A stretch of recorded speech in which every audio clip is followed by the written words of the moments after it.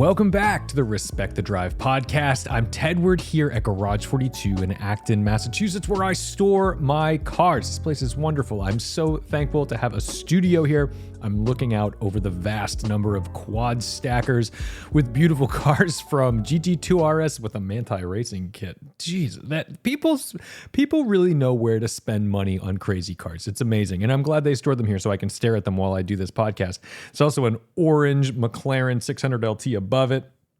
I'm about to get my cars out because boy, am I ready for some Honda Civic Type R, BMW M5, and Porsche 911 3.2 Carrera action, although there are some things I'm going to need to do on those cars. But anyway, if you are looking for storage solutions or you're looking for fleet management, because that's really what this is. This isn't like a U-Haul facility where you're just dumping your stuff and going back as you please. It's more like you've got a guy. So if you need to have 3, 4, 5 cars stored here at a time, you're switching between them, you want them washed and maintained and all that kind of stuff, this is the place for you. Now, it's expensive for people to be building their own garages. So at Garage 42, you're able to have that sort of concierge service and feel like you've got your own little Jay Leno's garage. That's what I mean. I probably shouldn't say that because that's so over the top and ridiculous. But I mean, for the layman, that's kind of what this is. But it's mid-March. It's starting to become spring. We had a little false spring here. New England does that. I don't know if you guys have that wherever you're living, but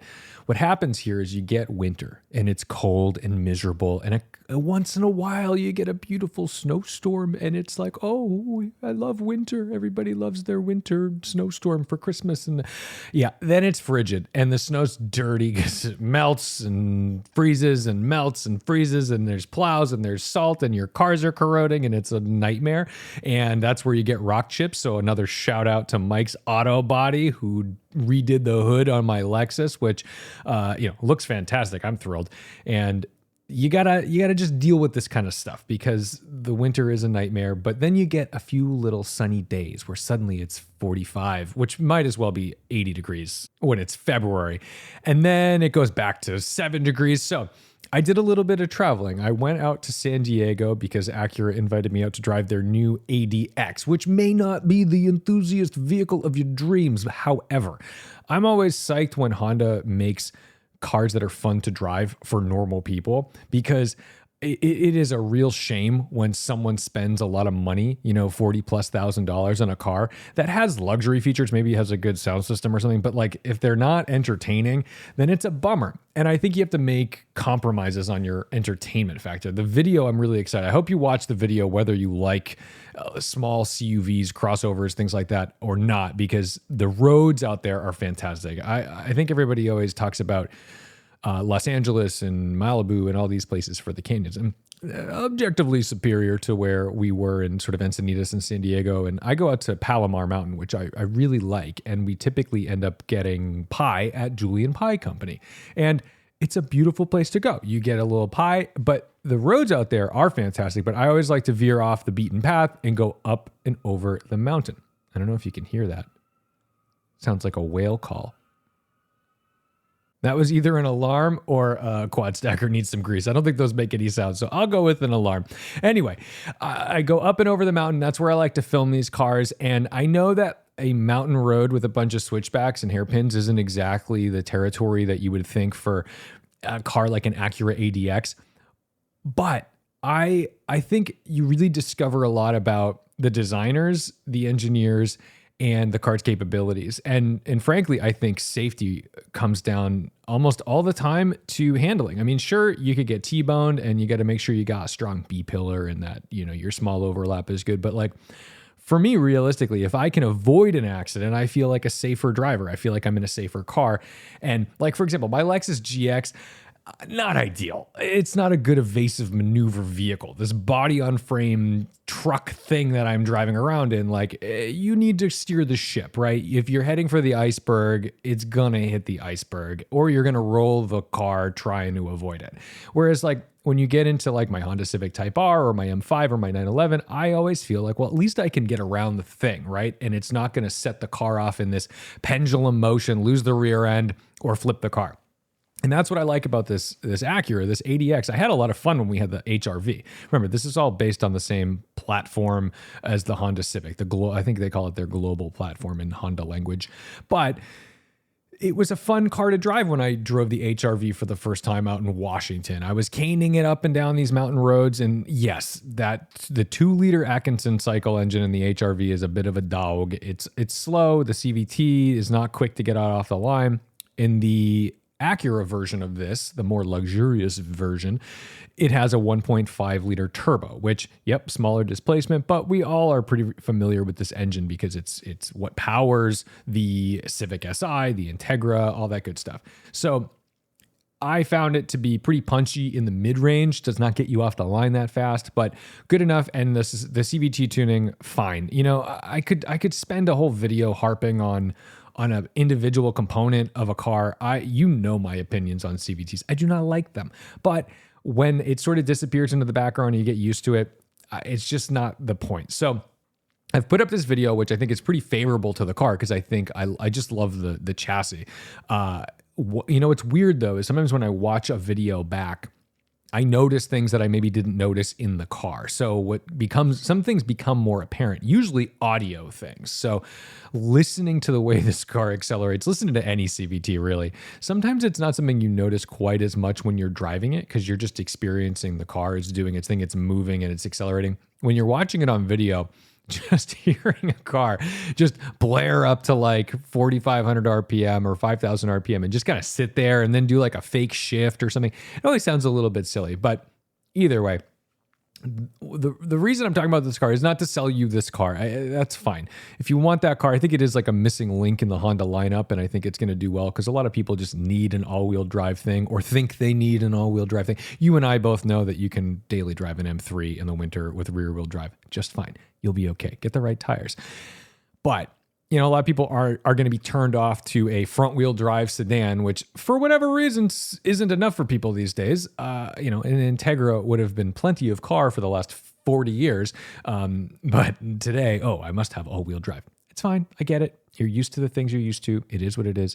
But I think this car is going to fill a pretty massive gap in that. So that's my car news for the day. You know, nothing outrageous, but I do think it's neat that the Acura lineup is getting a little more robust. And I think this car was really what they needed to fill that gap between RDX and Integra. Yeah, I haven't driven the ZDX and I don't think I need to. I drove the Prologue. It's fine. It's fine. It's not for me. It's not for me. But what I really enjoyed about that trip was being able to be out in some sunshine. And the first thing that happened when I got to Los Angeles, because I actually flew into Los Angeles from Boston. There's a direct flight. Didn't have one from Boston to San Diego, unfortunately.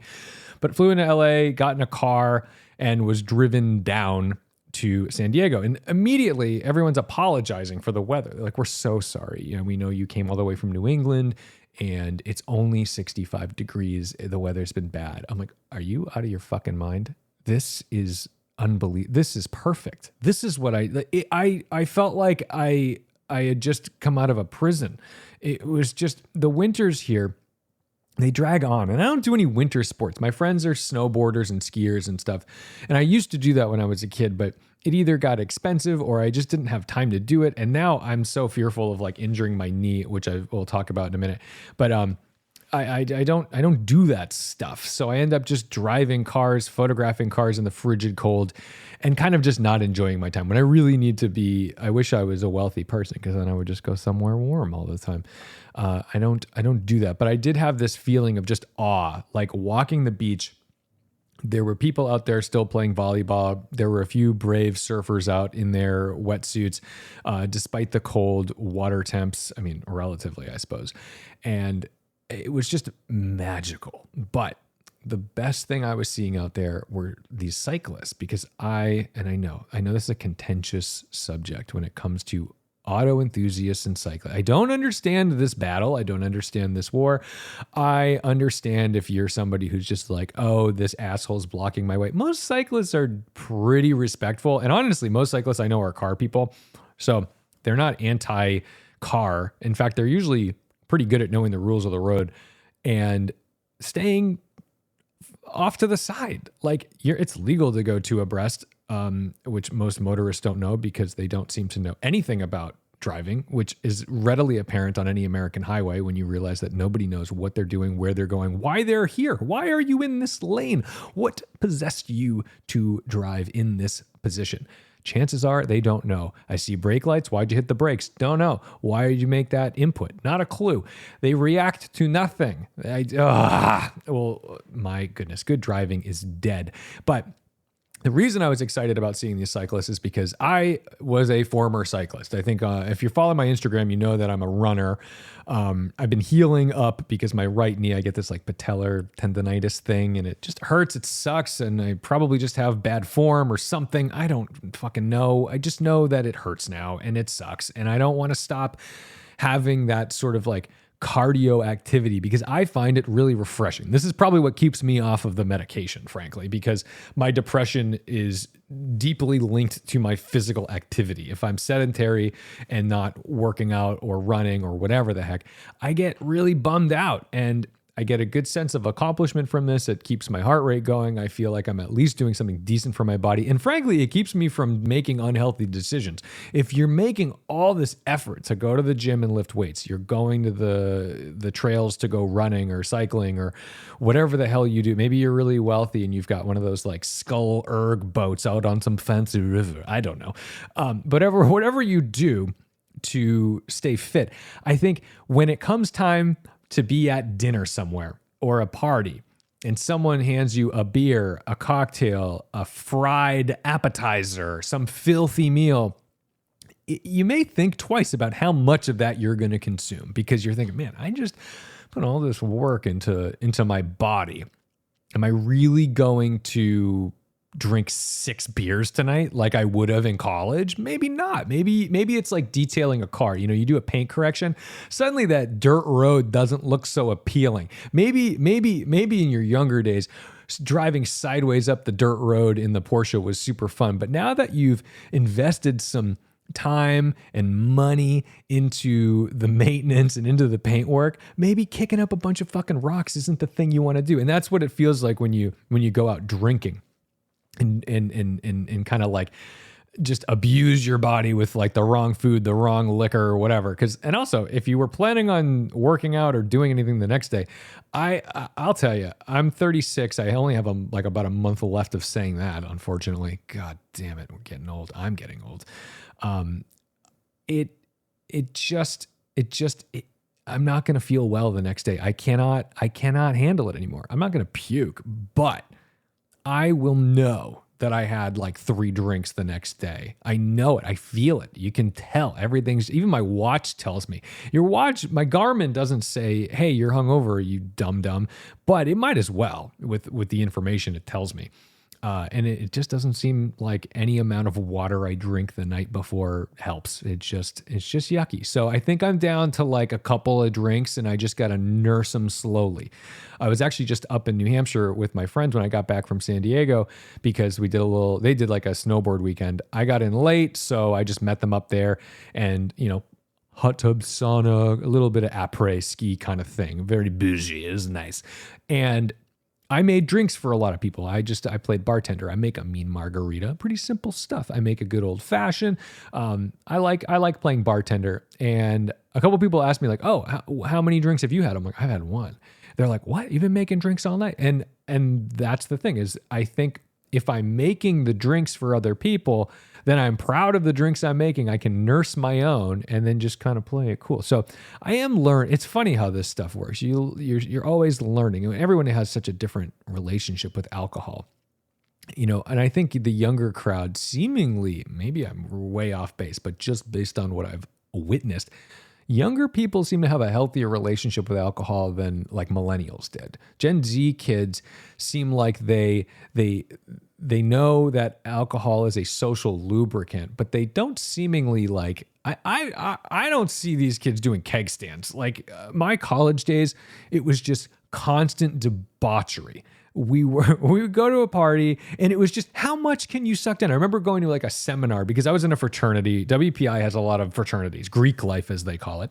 And so if you're part of the Greek, you know, any Greek societies, you're probably going to like these like preliminary seminars before a bid night or a rush or any of the things that like typically are associated with like big parties.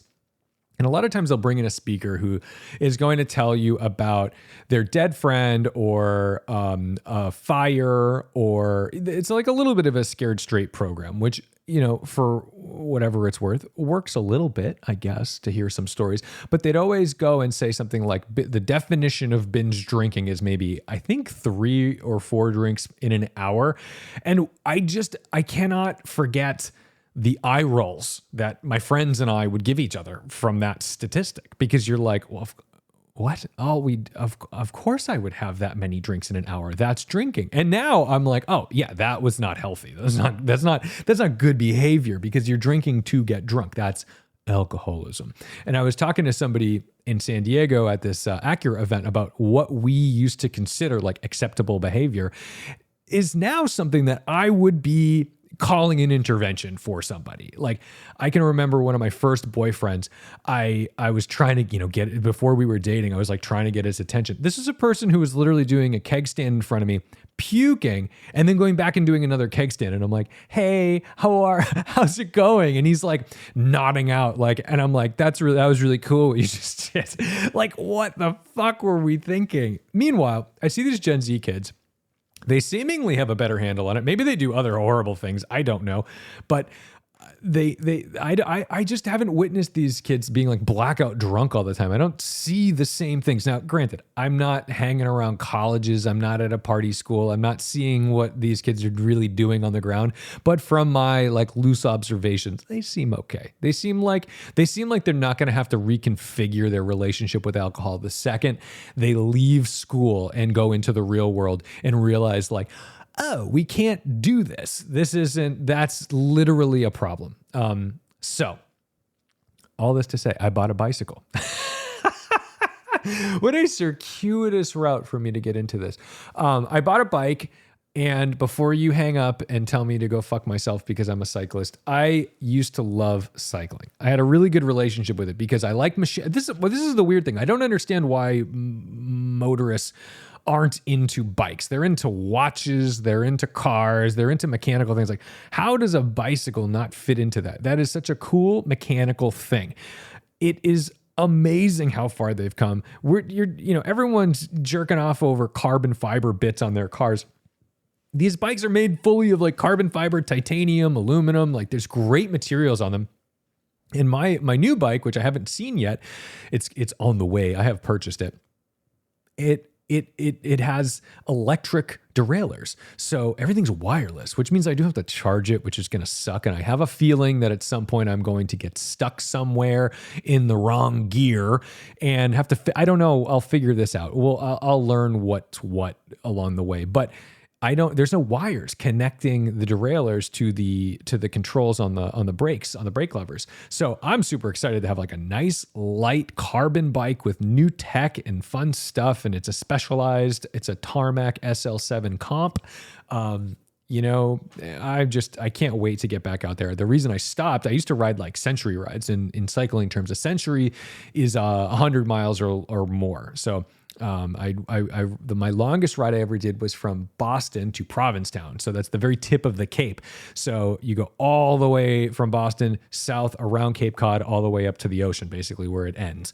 And it was the most grueling experience of my athletic life. I've never experienced anything like this ever. And it was mostly because I didn't know how to fuel myself. I knew nothing about endurance sports. Someone basically invited me to do this. The longest ride I had probably ever done prior to this was 50 or maybe 60 miles, which at that point I still was probably exhausted and destroyed. But for whatever reason, I thought, I'll just wake up at 5:30 in the morning, meet this crowd for the start of the race at 6 a.m. with a granola bar and a water bottle, and 9 hours later end up in a different city. It was rough. I was like a corpse by the time I got there. But now that the running taught me like how to fuel myself for any endurance sports. And I'm the type of person where it's like, I'm not who you want to be around when they're hangry. Whether it's a track day, whether I'm just doing a photo shoot, like, you got to keep me fed. I got to keep myself fed. So I'm excited to learn how to do that. I stopped because I got hit by a car in Porter Square in Cambridge, Mass, and that sucked.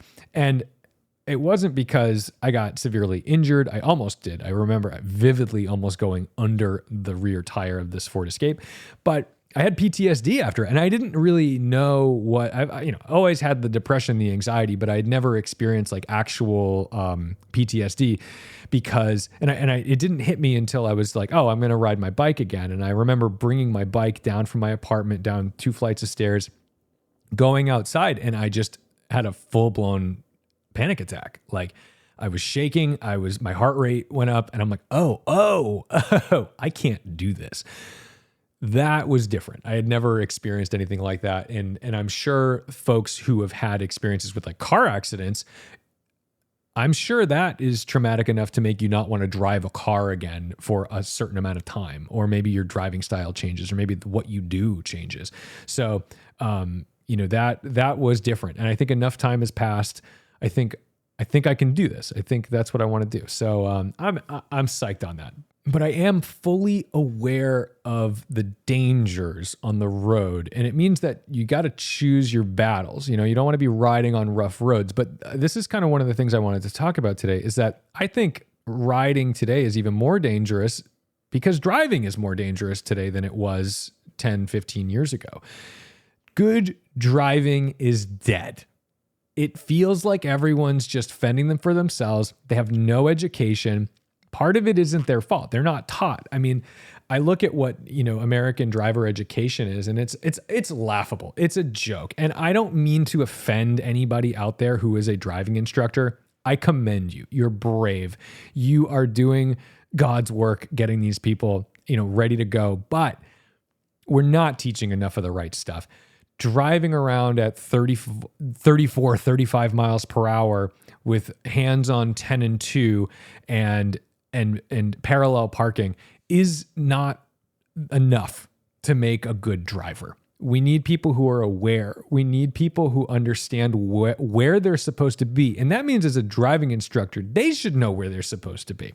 How many times have you been on the highway and you've got a driving instructor hogging the middle lane on a highway that absolutely doesn't warrant not using the right lane because of on-ramps, exits, whatever? You're like, dude, you're doing 64 miles an hour. Like you're blocking traffic. These are the people who are teaching the children, and that's not good. I have the driving video about why American roads are so dangerous. We need to emphasize keep right, accept to pass. And every single day I look at that multi-million view video and I get comments because it continues to get watched, and the comments waver between, I was just in Germany. Oh my God, this would be so much safer and we could drive faster. Exactly the point. To this will never work here because, and they list a bunch of reasons and they basically explain it working, but they just don't understand it. And unfortunately, the culture needs to change around driving. And part of this too is that everyone's in such a fucking rush and nobody cares about anybody else. I watch people at this one intersection near my house. They cross double yellows to get into a left-only lane, like way up the road, hundreds of feet away. Now, this is not a protected left. There's zero benefit to being first in line at this left-hand lane because by the time that light turns green, you're going to have oncoming traffic, so you're going to wait there anyway.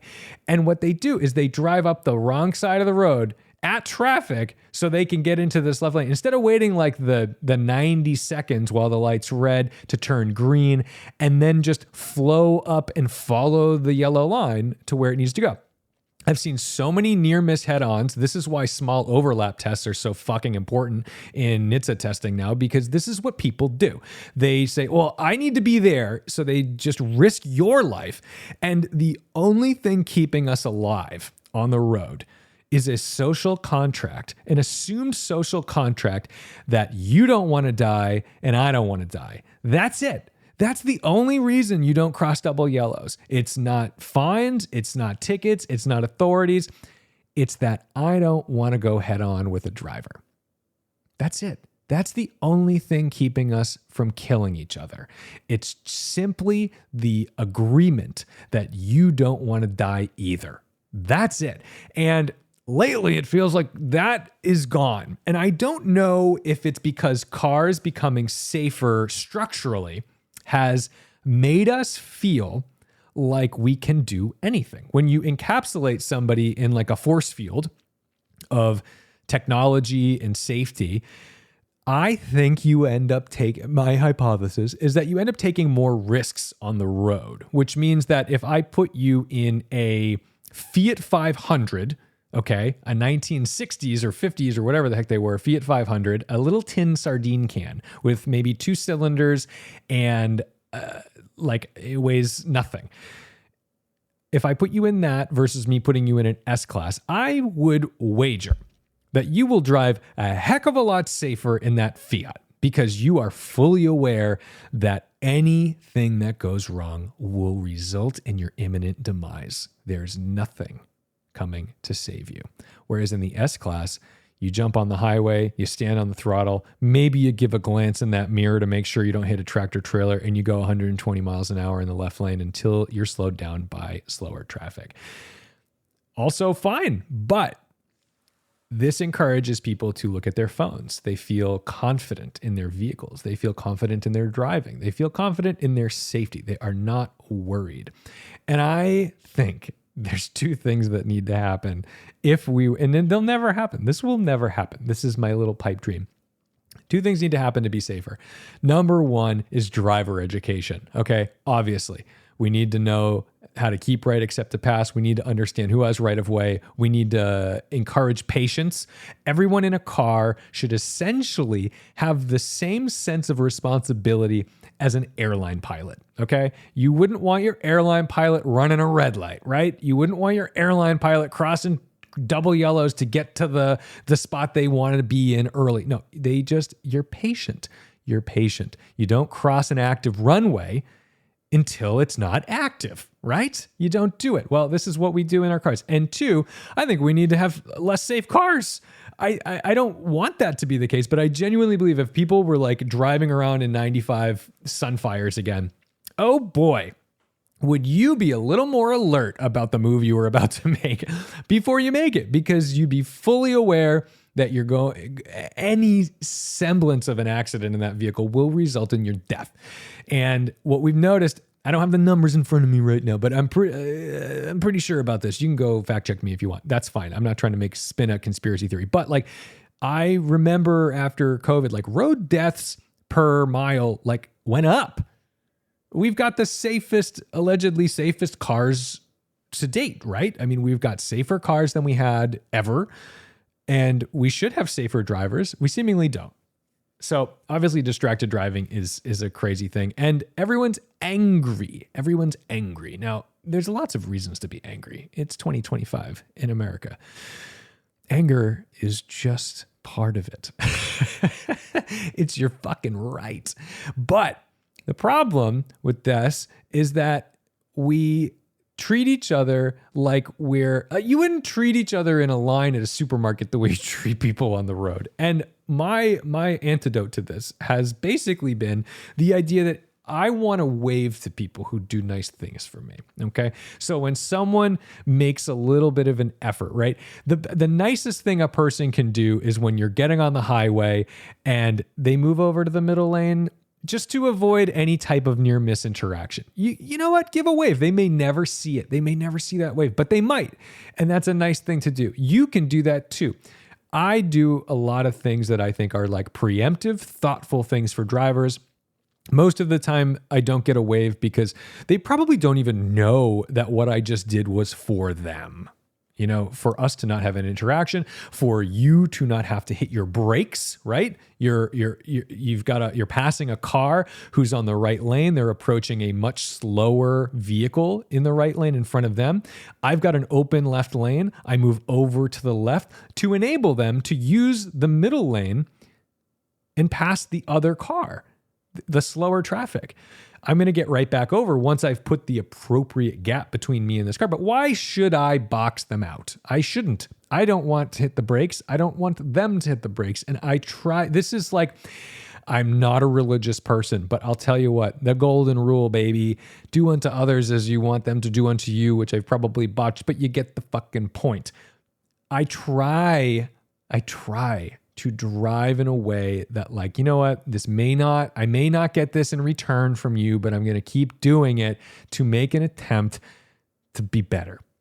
And I don't think people want to be better, but people should wave more often. I've helped so many people in so many scenarios where I'm like, I don't want you to go out of your way to stop traffic for people either. I don't want them to be like, oh, thank you so much for the. But if you have the ability to do a kindness that does not impede the flow of traffic or pose a risk of you getting rear-ended because suddenly you decided to stop in the middle of traffic to let someone out of an intersection, not a good move. Don't do that. But you expect to wave, and you don't get the fucking wave anymore. You got to wave to people. The wave, I tell you, I'm not talking about like the movie The Wave. Remember that? You have to watch that in school, basically about how propaganda ends up turning the kids into Nazis.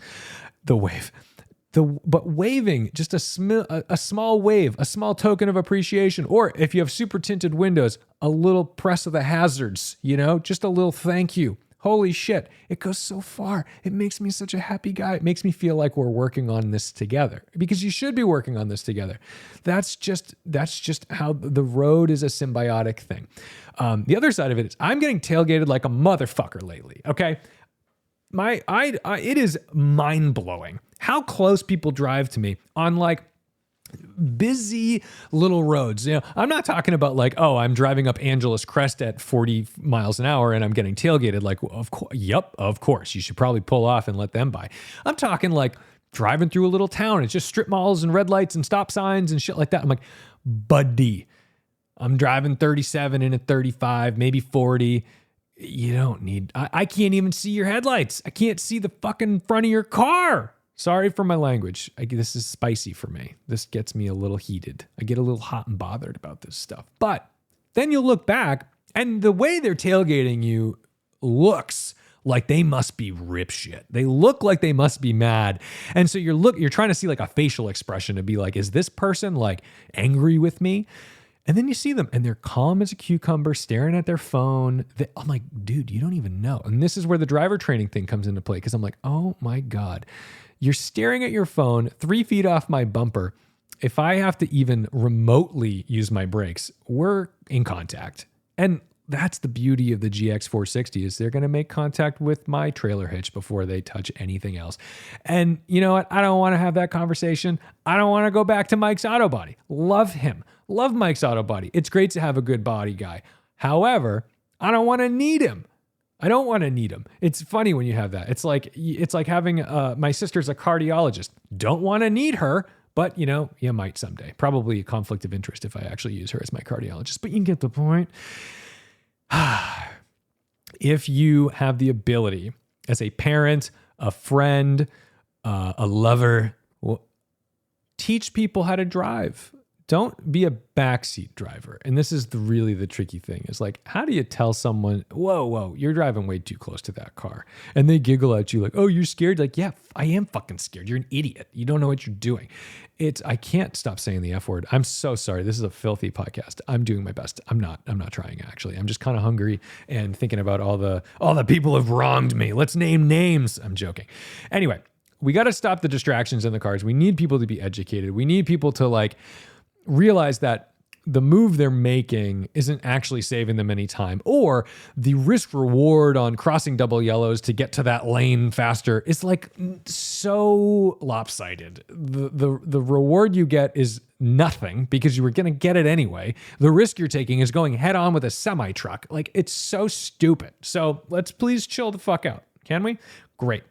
In terms of maintaining sanity, so I told you that I haven't been running much because of this knee, and that's where the cycling comes in. It's lower impact. I can go the other thing is I wanted an activity that I can do for a long time. Running, even if you're like a pretty good runner and you run, 5-10 miles a shot, that's not that much time. That's like maybe like an hour and a half or so. Like it's not that long when you're thinking of like, how do I want to spend a Saturday? Not to mention, you can't go that far. I like to run in new, beautiful places. Like I love to go and run on a coast or somewhere that I haven't seen before, something interesting like that.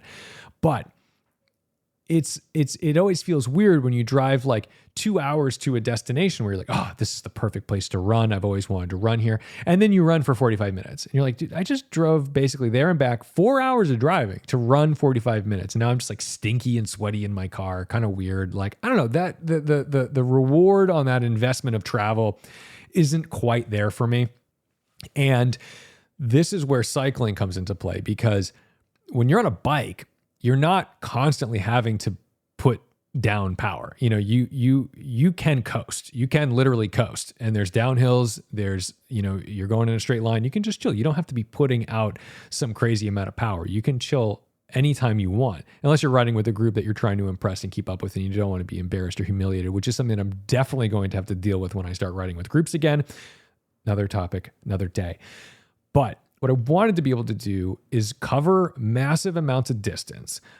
And I also wanted to do it for hours on end and have an activity that just brings me joy. Because one thing I heard recently, it was like a story I heard where someone was describing how the feeling of awe, just the feeling of awe, is a really important thing for mental health and feeling better. And I never really, I know the feeling, because I always try to get that feeling. It's one of those things where you're like, oh, I don't know how to replicate this. Because if you've ever gone somewhere, you stand on top of a mountain, you drive up some crazy road, and finally you find this spot and you have to pull over, and you're just like, oh my God, you know, the typical places you feel this are at the ocean during a sunset. Maybe you go to the Grand Canyon, you know, you look like, those are those sensations where you just, you get chills, and you just are very aware of how nothing you are and how big everything else is. And you're not seeing it in a book. You're not seeing a video. You're not seeing a picture.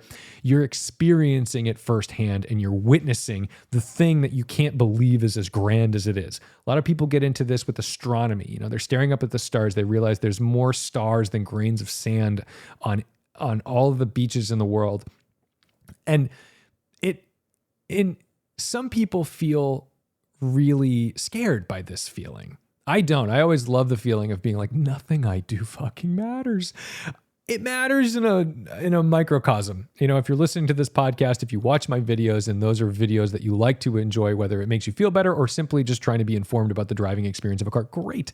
That's good. But when you're in a deep, deep depression, or when everything else is a nightmare, or let's say you lost your job, you lost a friend, you have like financial trouble, stuff like that, sometimes it's really nice to realize that like the thing that is throbbing your brain that feels enormous, immeasurable, is literally nothing.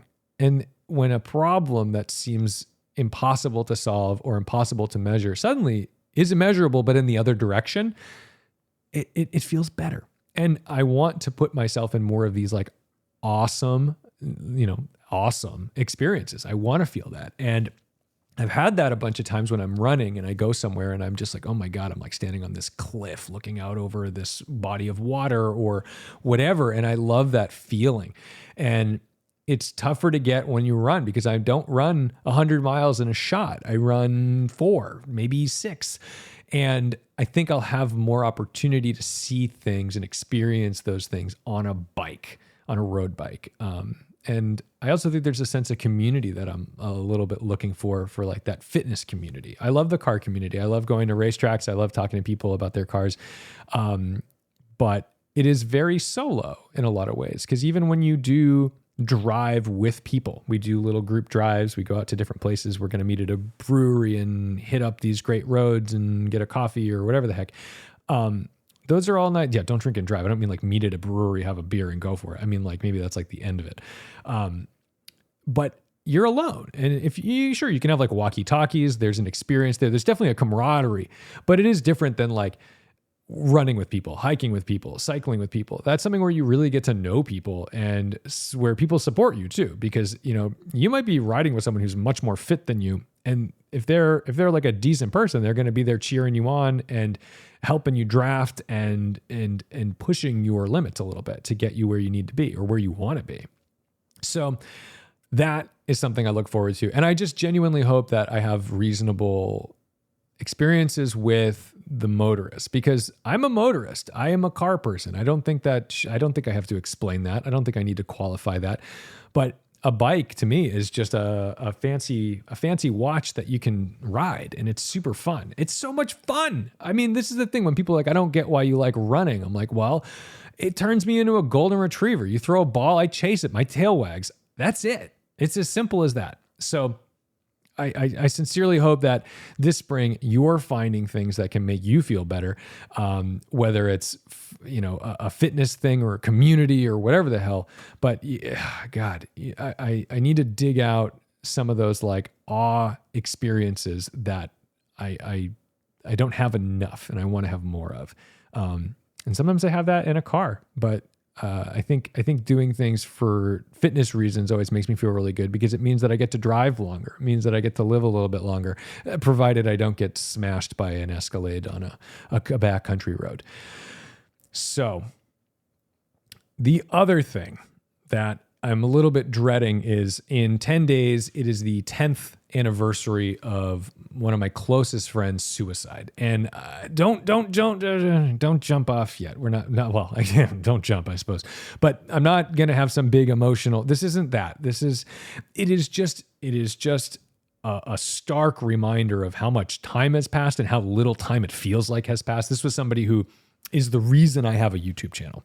Anton I don't think I've ever been closer to anybody than Anton. And that was what was difficult, was because I lost the person that I could go to with the dark thoughts, right? The darkest feelings I've ever had, the worst times I've ever had. I could go to him, no pressure. And I wasn't turned away. I wasn't given dumb advice. I was just heard. I think the male urge, anyone who has a girlfriend is fully aware of this, where, your partner, boyfriend too. It's just any man loves to do this. They love to solve a problem. So, someone you love comes to you and says, this happened today, blah, blah, blah, blah, blah. And I don't mean to like say their problems are bullshit, but maybe it's some bullshit problem. And your reaction is to what? It's to solve the problem. It's to tell them what to do to make that problem go away or lessen the problem. They don't want that. They're probably not asking you for a solution. They're probably just asking for a little bit of empathy and asking you for the ears to listen and be like, yeah, you know what? That does suck. That is awful. Or I totally get it. And I know that the way you're feeling isn't triggered by anything and it's just the way you feel. And that's bad. I'm not saying you got to like totally embrace negativity, but there was a sense with Anton and I that we could go to each other with this like overwhelmingly depressed, anxious, nightmarish feeling and not have to make jokes, not have to lie. And sometimes you tell somebody something, they go, oh God, are you okay? Like, do I need to worry about you? And that's a perfectly kind, nice thing to say. But my instinct when someone says that is like, no, I'm joking. It's not that bad. It's fine. It's fine. I don't mean it that way. And with Anton, it was like, nope, I mean it that way. It's not good. Things are hard. I'm having a hard time. This is rough. And that was nice to have the ability to express that to somebody. And unfortunately, he didn't make it. We went through a couple of suicide attempts with him, and he was 5150 a couple times where he was basically taken into, like they held him for 72 hours, and but he eventually died by hanging. And that was a really fucked up thing to hear because I was also on the road. I had talked to him when I think I was in like North Carolina or something a couple days before. I was going to buy a 9th gen Civic Si because I thought, you know what, maybe I got to get out of this 350Z and get myself like a fuel efficient, fun stick shift. He worked for Honda. He was a chassis engineer for Honda in Ohio. And I was talking to him about that car and he's like, no, I remember him probably telling me like, you should just get an 8th gen because the engine's better. And it's true. But I remember thinking I wanted a warranty. For whatever reason, I just wanted to blow a bunch of fucking money on a Honda, which lo and behold, I have found ways to do this in the future. And I flew to Hong Kong because I had to work in China. I used to work in China a lot. So that was not an uncommon thing for me to just be in Hong Kong. And I remember waking up to a missed call from our mutual friend who was calling me to tell me that he was dead. And I called him back and he told me, and I just didn't know. I'm 8,000 miles away from home trying to figure out like, what do I do? I didn't know what to do. And I'm like a young guy at this company. I'm probably 27, 20, yeah, 24, 5, 6, yeah, 20. I was probably 26.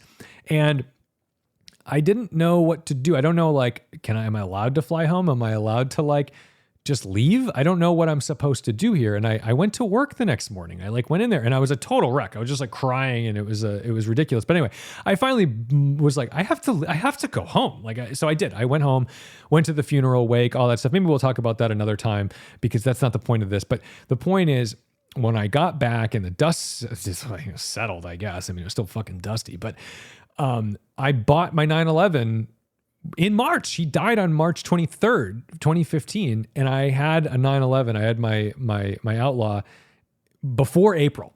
So I made an impulsive financial decision very, very quickly. And that was supposed to be like a tribute car to him. We love GT3s, but he always loved air coolers. I think the first stick shift he ever drove, I don't know who to confirm this with, but I'm pretty sure it was a 930 turbo. His uncle had a turbo. And I remember thinking like, oh, this would be such a cool, he would have loved this car. So that's why I bought it. And then I was so paranoid about like losing people at that point that I started filming everything. Cause I was like, well, I don't want to lose memories with people.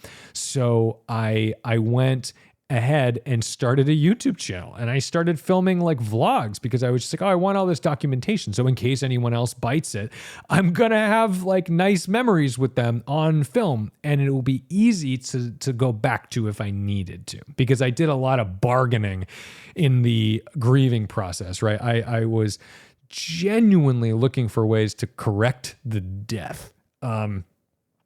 Yeah, I went through the proper stages of grief on that one, which was very bizarre. But all to say is March is a weird experience for me because ever since then, yes, the spring is coming. We're getting there, but I always you can taste it in the air. You can smell it. You can feel it. There's this overwhelming sense of grief that comes with spring for me because of that. And I know I'm not alone in having that experience, whether it's like, a smell, an occurrence, a season or whatever. But like, when you have a loss like that, it can really mess things up. So that's what triggered the YouTube channel. And then it evolved into cars. Anyway, with that, I want to say that I'm excited for this spring. I'm excited for this summer. I'm excited to get into a new sport a little bit with the cycling, or re-enter a sport that I was pretty familiar with in the past. And I'm excited to drive more cars. And I'm excited to have the ability and hopefully opportunity to be more deliberate about which cars I drive. Because a lot of times I just drive what's offered. Here's this, here's that, here's this, here's that. It's not that curated. And financially, that is not smart. What's smart is always hitting the hot new thing at the hot new time. And I don't always do that. And I guess I need to make sure I dig in a little bit with some ambition. And also the reality is when you're having a better time, when you're having a good time, when you're doing what you want to do in the car that you want to be doing it in, it just makes for better content. You end up with a better audience. You end up with a more loyal audience because that audience is like experiencing joy. They're experiencing that awe. And if I can do one thing with the channel, with the YouTube channel, it's that I want you to feel better after every video. Whether it's you feel better because you didn't buy this car that I don't like, you feel better because we went on an adventure together and it felt good, or you feel better because you experienced a car that you otherwise could never experience because of its rarity or affordability. Those are the things I want. And I just want to bring my audience along for the ride to experience cars that had I not done this YouTube channel, I also would never have access to. And the YouTube channel is the key to that access. So thank you guys for watching because it's the audience that has enabled. Everyone asks me, I kind of hate saying that. Everyone always asks me, but they do. The most frequent question I receive via email, DM, comment is, essentially, how do I do what you do? How do I gain access to the cars? And the answer is you. You're the access to the cars. If you have people like I have, you'll have access to cars. That's it. That's the long and short of it. That's all there is. So the more I can bring you guys into awesome situations that make you feel like this is a better day because we did something, or inspires you to be like, oh, I want to go on that trip. It doesn't mean that you have to just watch the thing and never think about it again. It means that, like, you watch a Top Gear episode where they're on a big adventure. It doesn't mean you have to cross Botswana. It just means that maybe you and your friends plan a weekend where you drive up to Vermont or up to NorCal or go into the desert or whatever the heck you want to do. Do stuff that makes you feel good, and it doesn't have to be a Ferrari. Do it within your means. So I think that's what Anton would have wanted. He always had big dreams for great cars and racing. He wanted to be a race car driver in the worst way. And he luckily had the opportunity to prove himself on racetracks and show that he was a very talented, natural talent on a racetrack. And he was also an animal on the street. I loved watching him drive his 8th Gen SI. I loved watching him drive his E90 M3. And he had a motorcycle that, all this stuff. It's just upsetting that he's gone. And I miss him dearly. And I loved him to pieces. And I don't talk about it publicly as often as I even want to, because I don't want it to be a depressing, sad story. It's just somebody that I don't want to forget. And I don't want it to be forgotten that he meant that much to me and still does. So on that bizarre, sort of somber, but hopefully enlightening and uplifting note, those are all oxymorons. I don't know where I'm going with this.